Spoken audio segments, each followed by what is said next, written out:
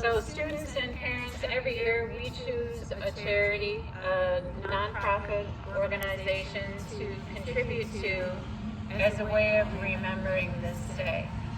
This year we are collecting donations for Heat for Heroes.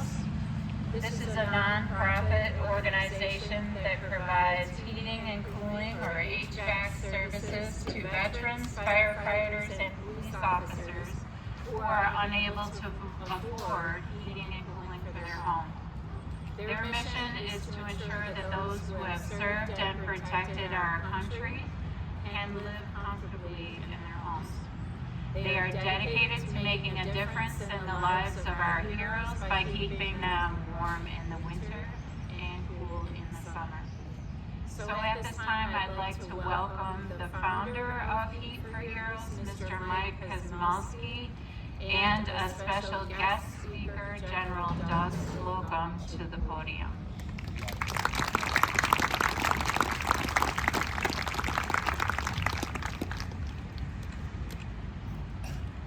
Good morning, everyone. Today on September 11th, we pause to remember one of the most significant days in our nation's history.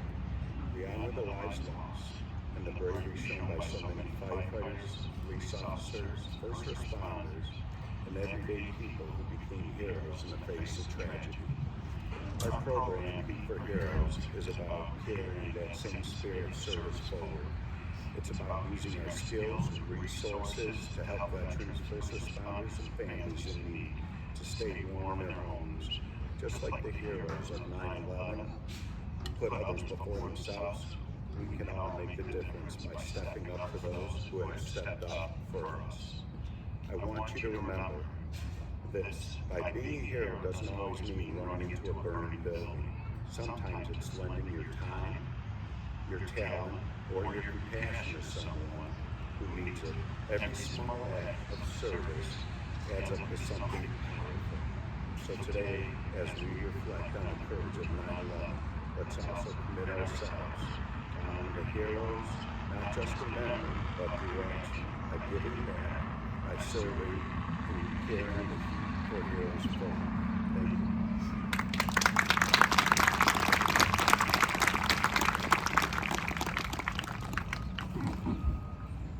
Everybody hear me all right? All right. I understand we're going to do a walk when we get done here in a second. So my first thing with you is we're going to do a little bit of a warm-up, all right? My name is Doug Slocum, and I was blessed to spend 35 years in the military, and I'm going to come back and talk about that in 9/11 in just a second.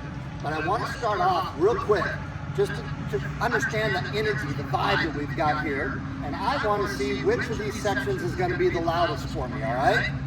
So we're going to start off, as best I can tell right now, I think this is mostly staff, okay? Because I think this is the older people that you're just going to blow away here in a second. So we're going to start down here, but I just want to hear, let's get some energy and everything else. Mike, I think you're most central. You're the judge, all right? I want to know which of these four sections is the loudest, all right? So we're talking about making some noise here, all right? So this section from this yellow chain on down, 1, 2, 3, go!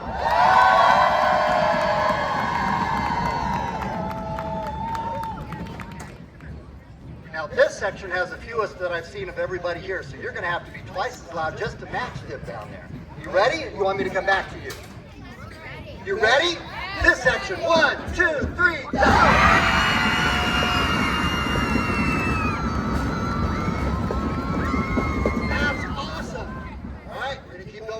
They set the bar. You ready here?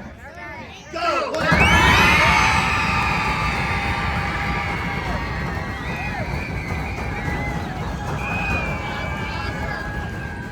right. You have no excuse. You have more people over here than any of the other sections, okay? So let's end it on a big high note. This section right here.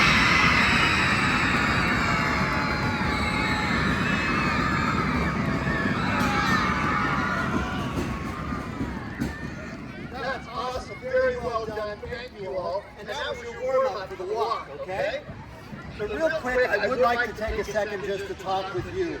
I was blessed to spend 35 years in the military. I retired as a brigadier general about 6 years ago. but for today's purposes, I spent my career as a fighter pilot. So I was an F-16 pilot for a large part of my career, and I was an F-16 pilot on 9/11. And I'll tell you what, I can still remember it clearly. I know most of you weren't even born at that time, but I was involved with a training unit down in Tucson, Arizona, and our job was to teach pilots. So we were teaching the young pilots how to be good fighter pilots. I can remember I was on a night schedule in Arizona. I got up relatively late for me. Got up at my house and I turned the TV on, and they were talking about this burning tower in New York. I'm mildly interested, kind of paying attention while I fixed a cup of coffee. And as I was sitting there watching it, a second plane flew into that same tower. And that's when I realized that something really was different that day. It was no longer some anomaly or something like this. It was a realization that our country was under attack. I did, exactly what so many of my coworkers did. I didn't know what to do. I wasn't supposed to go to work for another 6 hours. But I put on my flight suit and headed into work just like everybody did. We were a training unit. We didn't even have a combat mission. We didn't even own weapons down there, other than for what we used for training. We went over to Air Force Base nearby, flew our planes in there, and opened up an alert facility. And within 24 hours, we were flying armed fighter jets over the United States.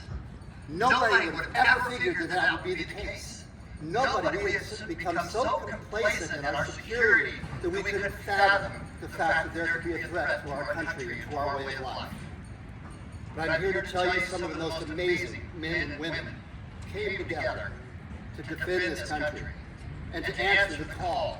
Whether it was the first responders or with our military, didn't matter the political affiliation, didn't matter the religion, didn't matter anything. We all of a sudden all became Americans on that day. I love to talk about September 12th because that was a day that the character of this country was unique. We were all one team, one jersey, one fight. We had one enemy at that point. The resolve was amazing. There's so many things I could tell you about that, the whole story and what evolved from there. I do remember that next Christmas, I ended up being on alert that day and taking an armed F-16 flying over one of our major cities here in the United States as the sun came up on Christmas morning. And to me, that was so surreal that here we are defending the things that we take for granted. So my mission to you today is to convey we should never take our freedoms, the liberties that we have, the ability to pray like we were just able to do a little bit for granted.